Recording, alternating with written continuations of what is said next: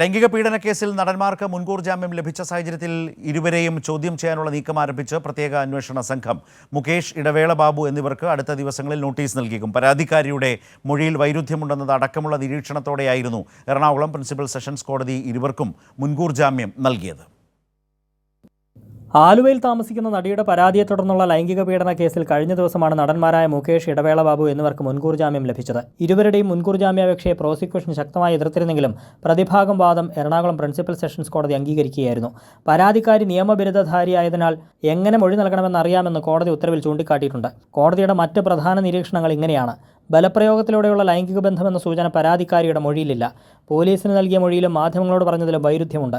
ലൈംഗിക പീഡനത്തിനിരയായത് 2009 പരാതിക്കാരി പോലീസിന് നൽകിയ മൊഴി. എന്നാൽ ദൃശ്യമാധ്യമത്തിന് നൽകിയ അഭിമുഖത്തിൽ പരാതിക്കാരി ആവർത്തിച്ചത് സംഭവം 2013 എന്നാണ്.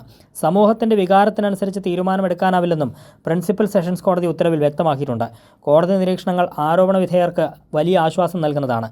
നടന്മാർക്ക് മുൻകൂർ ജാമ്യം ലഭിച്ച സാഹചര്യത്തിൽ ഇരുവരെയും ചോദ്യം ചെയ്യാൻ അന്വേഷണ സംഘം നീക്കം ആരംഭിച്ചു.